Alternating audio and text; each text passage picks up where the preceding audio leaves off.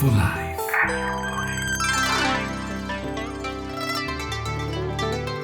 දැන් ඔන්න කන්‍යා ලග්න හිමියන්ට මේ 10 වෙනි භාවයට. දැන් බලන්නකො මේ ප්‍රඥාවන්තයා මහා ප්‍රඥා මෙයාගේ ලග්නාධිපති කවුද? බුධ. කන්‍යා ලග්නේ ලග්නාධිපතිය බුධ. නමුත් මෙයා යන්නේ මිථුන රාශියට. මිථුන රාශිය කියන්නේ කන්‍යා ලග්න හිමියන්ගේ 10 වෙනි කොටුව. දැන් ඇවිල්ලා හමාරයි එතෙන්ට. කවද්ද? මේ මාසේ 14. එතකොට තව ජූනි 14 උනේ නෑනේ. තව මාසයක්වත්. එතකොට මෙන්න මේකත් එක්ක මේ ග්‍රහ මාරුව කන්‍යා ලග්න හිමියන්ට බලපාන ආකාරය. කන්‍යා ලග්න හිමිය කියන්නේ කල්යාණ මිත්‍රයෝ කියලා මං කියන්නේ. කන්‍යා ලග්න හිමි අය අවංකවම අනිත්‍යයට උදව්පදව් කරන බොහොම මිත්‍රශීලී ඊළඟ ආත්මේ සපවත් කරගෙන කටයුතු කරන්න උනන්දු වෙන උදවිය කන්‍යා ලග්න හිමියෝ. ඉතින් මේ කන්‍යා ලග්න හිමියන්ට බ්‍රහස්පති ප්‍රඥාවන්තයා 10 වෙනිට එන්නේ. ඉතින් හරිනම් මේ හොඳ වෙන්න එපා. වැඩ කරන තැන නේද? 10 වෙනි කොටුව අපේ කෙරුම් ගැන කියන තැන. 10 වෙනි කොටුවට මෙයා එනවා මිථුන රාශියට. දැන් මෙතනින් කියන්නේ මොකද්ද? රැකියාව. දැන් බලන්නකෝ ඔබ ප්‍රශ්න පත්‍ර මාලාවක් ඔබට දැන් කවදාවත් නැති ප්‍රශ්න පත්‍ර ගොඩක් ඔන්න හදාගත්තා. මොකද්ද? ගෙවල් දොරවල් හදන්න. ගෙදර බඩු මුට්ටු ගන්න. එක්ක බඩු මුට්ටු අලුත් වැඩියා කරන්න. මේ ස්ථානීය වෙනසක් ගැන හිතන්න. බොහෝ වෙලාවට හිතල් අවුල් වෙන්න. ආරවුල් තත්ත්ව ඇති වෙන්න ඉඩකඩ තියෙනවා. විශේෂයෙන්ම කන්‍යා ලග්නයට තමන්ගේ ආත්ම ගෞරවය ගැන ගොඩාක් පරිස්සම් වෙන්න වෙන වෙලාවක් තව ඇවිල්ලා මාසෙයි දවස් සති දෙකයිවත් නැහැ. ඒ නිසා මේක ගැන විශේෂයෙන්ම අවබෝධ කරගන්න ඔබ හරි ප්‍රඥාවෙන් කටයුතු කරන්නට ඕනේ. මේ සියලු ධනයට වඩා උතුම්ම ධනය. ඉතින් ආත්ම ගෞරවය. ඉතින් මේ ආත්ම ගෞරවයට කැලලක් ඇති නොවන ආකාරයට වැඩ කටයුතු කරන්න කන්‍යා ලග්න හිමියන්ට මම යෝජනා කරනවා. මොකද තමන්ගේ ගෞරවයට හානියක් නොවන තත්ත්වයට වග බලා ගන්න. ඒ ගැන ගොඩක් පරිස්සම් වෙන්න කියලා සබාදහම පෙන්නලා තියෙනවා. ඒ වගේම ශාරීරික ව්‍යායාම ඇති කරන්න. බොහෝ වෙලාවට එවැනි දේවල් වලට යොමු වෙන්න. බොහෝ වෙලාවට ශරීරය වෙහෙසවන්න අවස්ථා උදා වෙනවා. විශේෂයෙන්ම අර ව්‍යායාම කටයුතු කරන්න ඒ වගේ දේවල්ට ඇවිදින්න කරන්න දුවන්න කරන්න උනන්දු වෙන වෙලාව. මේ ගුරු බලවත් නම් උත්පත්තියේදී බ්‍රහස්පතිය උත්පත්තියේදී බලවත් නම් උත්පත්තියේදී බලවත් රාශියක ඉන්නවා නම් බලවත් ස්ථානයක භාවයක තැන්පත් වෙලා ඉන්නවා නම් රාශියෙන් බලවත් නම් මෙන්න මේ කාලය බොහෝ වෙලාවට මේ අසුභ ඵල යටපත් කරලා සුභ ඵල මතුවෙන්න පුළුවන් ප්‍රඥාවෙන් කටයුතු කරන්න වාසනාව උදා වෙනවා. ඔළුව පාවිච්චි කරලා වැඩ කරන්න. ඔළුව පාවිච්චි කරලා වැඩ කරන්න වාසනාව ඇති වෙනවා. මේ ගුරු බලවත් අයට. ඉතින් එතන ජන්මපත්‍රයේ පරීක්ෂා කරගෙන ඕන කටයුතු කරන්න. මේ ඔය ඒක නිකන් මහා පුදුම විදියට වෙනස් වෙනවා. අපි හිතපු නැති විදියට ඒ අවස්ථාව උදා කරලා දෙනවා.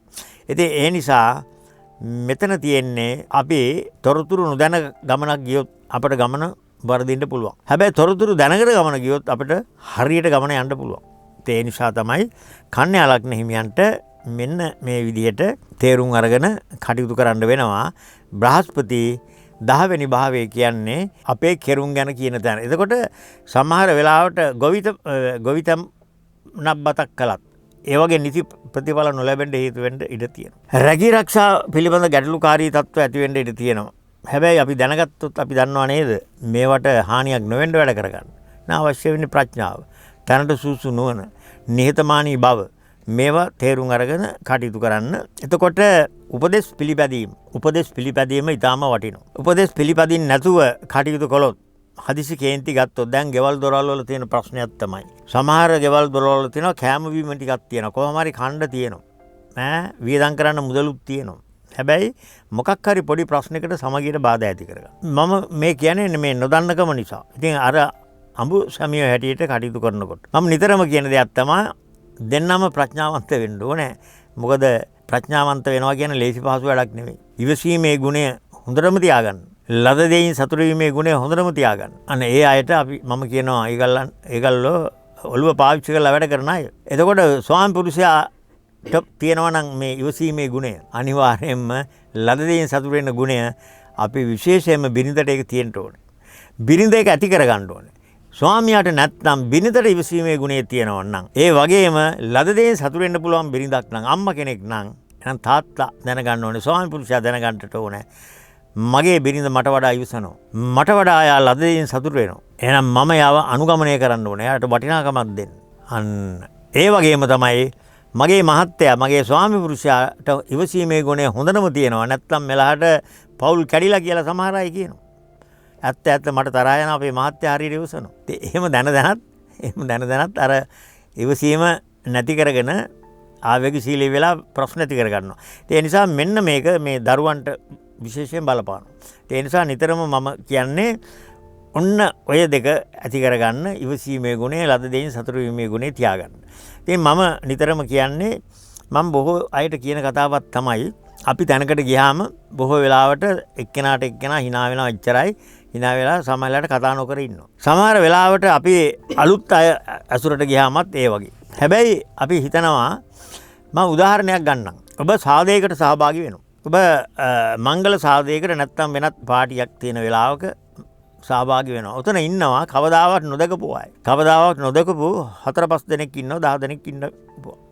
එක්කෙනාට එක්කෙනා මුණ බලා ගන්නවා කටකොඩින් hina වෙනවා.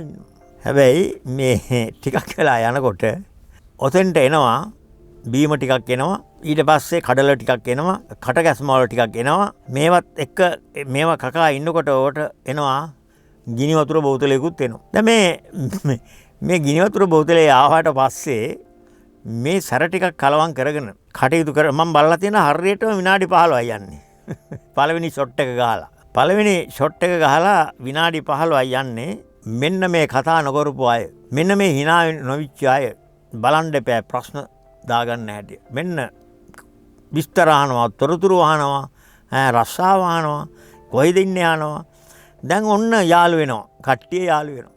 හැබැයි මේ මත්පැන් ටික උගුරෙන් පල්ලහැට යනකම් සබකෝලෙන් තමයි හිටියේ. සබකෝලෙන් හිටියේ. මම මේ කියන එක වැරදි නම් කමෙන්ට් දාන්න මට ඒක වැරදි කියලා. හැබැයි ලස්සනට මේ මනස එක්තරා විදිහකට සෝෂල් වෙනවා. ඒ කියන්නේ අනිත් ඈත් එක්ක සුහද හමුවකට සූදානම් කරනවා. සුහද හමුවකට සූදානම් කරන්නේ අර යටට ගිලිහිලා තිබ්බ සිටිවිලි. ඔබාගෙන හිටපු මති මතාන්තර එක පාරටම උද්දීපනය කරලා ගන්නවා. අරගෙන තමන්ගේ ආදරය එහෙම නැත්නම් තමන්ගේ හිතවත්කම ලෙන්ගතුකම පෙන්වන්නට පටන් ගන්නවා. බලන්න දැන් ඒකයි කියන්නේ ඒක මද පමණින් ගත්තාම හැබැයි හොඳටම වෙරි වුණාම තමයි දොස්තර මහත්තයාට ගෝලයා අමතක වෙනවා. ගෝලයාට දොස්තර මහත්තයා අමතක වෙනවා. සමහර වෙලාවට තරාතිරම අමතක වෙනවා. මෙන්න මේ නිසා මේකයි කියන්නේ හැම දෙයකම ප්‍රමාණයක් තියාගන්න. මම නිතර හොයලා තියෙන දෙයක් තමයි කරබාගෙන පැත්තකටලා ඉන්න අය අර වගේ සුළු වෙනසකින් දැන් බලන්න මේ හැම දෙයක්ම ඖෂධයක් හැටියට පාවිච්චි කළොත් හැම දෙයක්ම මාත්‍රාවට පාවිච්චි කළොත් මම හිතන්නේ මේ අර මනුස්සත්වයේ ලෙන්ගතුකම හිතවත්කම බොහොම ලස්සනට පවත්වාගෙන යන්න පුළුවන්. ඉතින් මේ සමහර වෙලාවට අර ඉරිසියාව කියන එකක් නැති වෙනවා. අධික උද්දච්චකම ආඩම්බරකම නැති වෙනවා.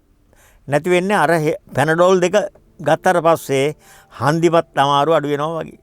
හැබැයි පැනඩෝල් 4ක් ගත්තොත් පැනඩෝල් 6ක් ගත්තොත් පැනඩෝල් 8ක් ගත්තොත් මොකද වෙන්නේ? ඊළඟට ඇම්බියුලන්ස් එකකට කෝල් කරන්න වෙනවා. බලන්න මේ හැම දෙයක්ම ඖෂධයක් හැටියට පාවිච්චි කරොත් අපි ශාරීරික උත්තේජනයක් ඇති වෙනවා. අපේ මනස ප්‍රබල වෙනවා. ඒ වගේම තමයි බොහොම ලස්සනට මේ විදිහට යම් කිසි විදිහක අපි කිව්වොත් එහෙම ලෙන්ගතුකමක් ඉදිරිපත් කරගෙන කටයුතු කරන්න පුළුවන් වෙනවා. ඉතින් මම මේක කියන්නේ සමහර අයට සමහර සත්තුන් ලව්වා ශරීරයෙන් විසාද්ද ගන්නවා. සමහර විස සත්තුන්ගෙන් විස අරගෙන අපේ ලෙඩ සනීප කරනවා. හපෝ ඔය නයි විස එහෙම මට හොඳ නැහැ කියලා එහෙම බෑ. ඒක මාත්‍රාවට වෛද්‍ය උපදෙස් අනුව ගත්තාම අපේ යම් රෝග නිවාරණය කරගන්න පුළුවන් වෙනවා. මෙන්න මේ වගේ මම මේ උදාහරණ ගෙනලා දෙන්නේ අපිට මනස එකලාශයක් කරගෙන කටයුතු කරන්න. හිතවත්කම මනුස්සකම පෙරදරි කරගන්න පුළුවන් නම් මේ මාත්‍රාව නිතර තියාගන්න. එතකොට අපිට පුළුවන් වෙනවා මේ කල්යාණ මිත්‍රයෝ හැටියට කටයුතු කරන්න. එහෙම වුණොත් ඔන්න කන්‍යා ලග්න හිමියන්ට වෙනත් ග්‍රහ ගමන් නිසා ඔබට වෙන සුබඵල උදා කරන ග්‍රහගෝචරයකුත් පවතිනවා. නමුත් මේ ගුරු 10ට එන නිසා කල්පනාවෙන් කටයුතු කරන්න වෙනවා.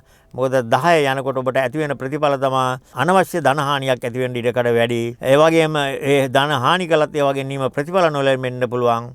ස්ථානීය වෙනස්කම් ඇති වෙන්න පුළුවන්. ඉන්න තැන ගැන කලකිරීම ඇති වෙන්න පුළුවන්. ගෙදර දොර ආරවුල් ඇති වෙන්න පුළුවන්. ඒ නිසා ගෞරවයට හානි ඇති වෙන්න පුළුවන්. ඒ නිසා මම කියන්නේ මේවා ඇති නොවෙන්න ඔක බලා ගන්න තමයි මම මේ අවශ්‍ය උපදෙස් ටික දෙන්නේ. ඒ වගේම මම කිව්වා බොහෝ වෙලාවට ශාරීරික ව්‍යායාම වලට යොමු වෙන්න ඒ වගේ දේවල් වලට ආශා ඇති වෙන්නත් හේතු වෙනවා. ඒක හොඳයි. ඒක හොඳයි.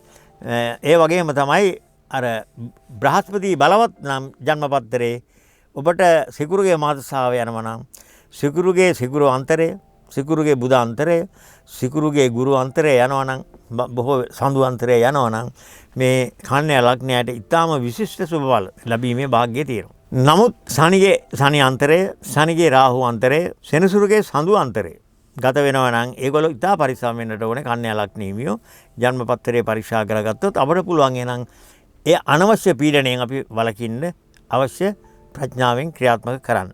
ඒ වගේම කේතු දසා අන්තරදසා රාහුගේ කේතු අන්තරදසා ලබලා තියෙනවා. ඉතින් ජන්මපත්‍රයේ පරීක්ෂා කරගෙන කටයුතු කරන්න. කන්‍යා ලග්න හිමියන්ට මේ ගුරු මාරුව එහෙනම් ඔබේ යහපත පිණිසම යොදා ගන්න ඔබ ප්‍රඥාවන්ත වෙන්න ඔබට වාසනාව ලැබේවා කියලා ප්‍රාර්ථනා කරනවා.